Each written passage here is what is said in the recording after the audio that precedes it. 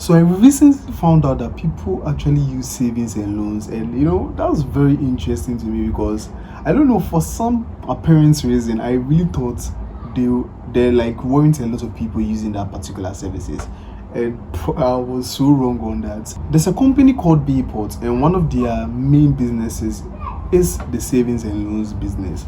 They just released their annual report, and I think it's very interesting to go over that because I was really quite shocked when it came to the number of people depositing or their number of customers using the particular services, and also in terms of their revenue. I think it wasn't really as high compared to like traditional banks. But then, for my thought process of a savings and loan company, I think it was really pretty good. So I would want to go over that. Also, we have a statement from Trust Bank Limited. I want to also just touch on it, how they performed, and just give you my thoughts on it. Now, before we start, I'll always appreciate it if you could, just smash the like button, subscribe to the channel, and if you really enjoy it, share it to people you think might be interested. So starting off with Bayport Ghana. If you guys have not heard of this company, it's a savings and loan company, and they've been in existence for some time now. They started in 2003 with their first office in Obuasi on the premises of Anglo Gold Ashanti, and over time they've grown as a company. From 2003, they actually, if your company has not grown yet, it will be some way to they've grown their company to now serve more than 100k plus customers across the nation, and that's really pretty impressive, especially from, I don't know, like I always just thought maybe because maybe the banking sector is quite big in Ghana and quite profitable.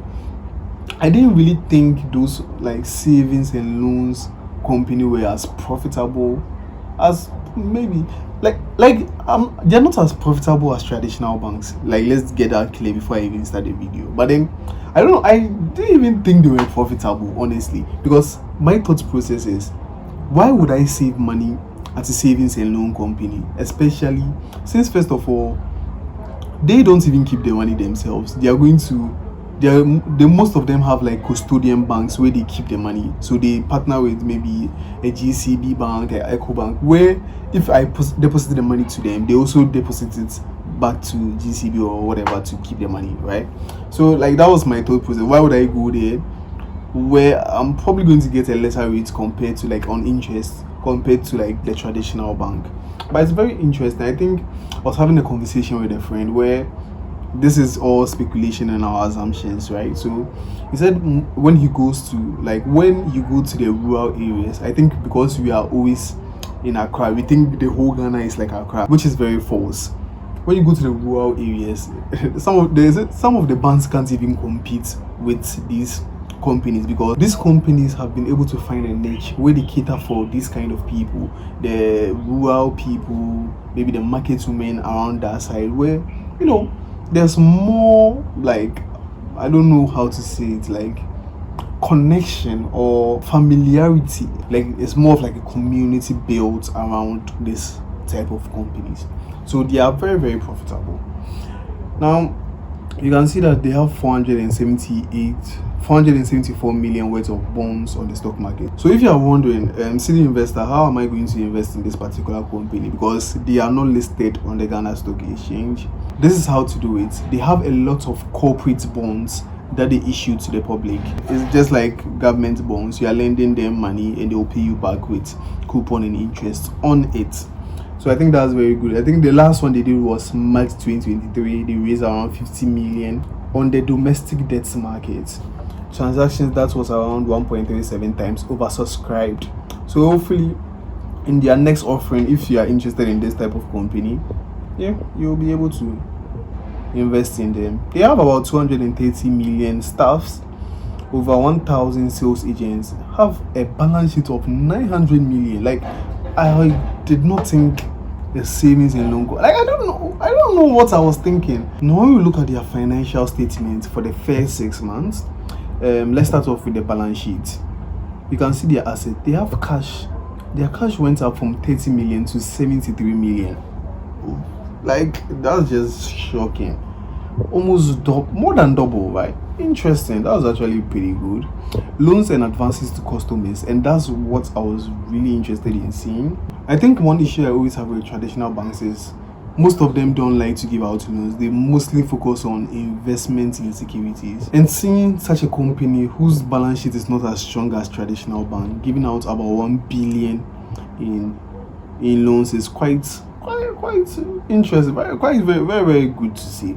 I think the last time I went to Cow Bank's statements, their loans for June 2025 was like 1.5 billion. They are almost at the same level as some of the big traditional banks in Ghana. So that's very interesting. When I look at deposit from customers, I can see that it doubled from 290 million to almost, okay, so not double, but almost doubling to around 471. So it means a lot of people, Charlie. Hey, then the rural is the money deal. I'm sure it's not living the rural. I'm sure they operate in mainstream Accra and the main cities as well. So yeah, they are getting a lot of businesses. I think when I looked up, when I was researching this company, I think I don't know if it's partnered with government, but then they give loans solely government institutions. Now let's look at the profit and loss statement. Interest and other similar income went from 199 to 232. Very good. And I think it's even way more impressive when you think about the amount of loans they are giving. So that's very pretty good. The expense went up just slightly. So interest income is going up. But fees and commission, damn, that's actually pretty terrible.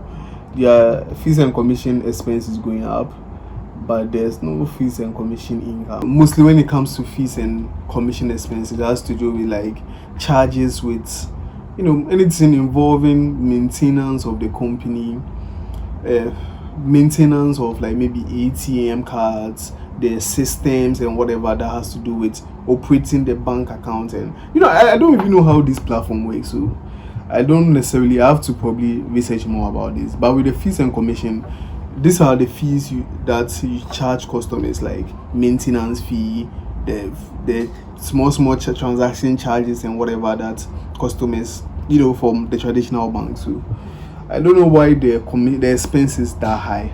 That's maybe a little bit concerning. Now when you look at quantitative disclosures, their capital adequacy ratio went from 14 to 11. So that's maybe one place I have an issue with. It means the financial strength of the company will actually went down, which is a bad sign. But the non-performing loan ratio went from 16 to 12, which is very, very good, especially seeing the amount of loans they are giving out. And I'm very shocked that a company like Bayport has a better NPL ratio compared to even big banks like our bank, terrible, and other major banks as well. So that's pretty good to see them being efficient with loans, especially with how high a loan they give out. So I'm pretty shocked about their performance. I never in 100 years would have guessed that savings and loans are profitable in Ghana. They are not as profitable as the traditional banks, of course they won't, but then it's very, very interesting to see. Up next we have the annual report for Trust Bank, and I don't want to spend a lot of time on it, but then I think it's very interesting to see as well that their net interest income and the net fees and commissions all went up. I think it will be very interesting to see how the banks will navigate over the next 2 quarters, because Ghana has now shifted towards a low interest environment. So making money through investment in securities, is going to reduce. So I want to see how innovative they are going to be. They made profits, good. And before I continue, I think this is what most of the banks should do. I think a couple of them, GCB does it, and also Trust Limited does it. There should be breakdowns so I can clearly see what you're investing in. Most of the banks don't, so this is very good to see. So the interest on commercial advances, I think that's the loans, went up from 322 to 370. So that's actually pretty good that they have a lot of money. So most of their earnings or interest is coming from loans, and the next one is treasury bills and bonds, 176 to 277. Oh, that's actually pretty interesting. I'm actually genuinely sure. I really thought probably they'll be making more money from investment in securities compared to loans. That's pretty good. And also, when we look at the customer deposits, we can see that a lot of people have their money into savings accounts at about 7 billion.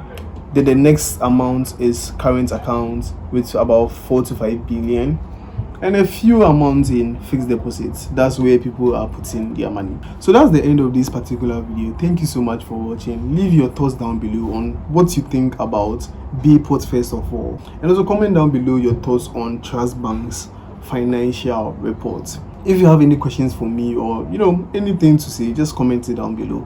I'd love to know. And subscribe to the channel, share with people you think might be interested, and like the video. Thank you so much, and have a wonderful day.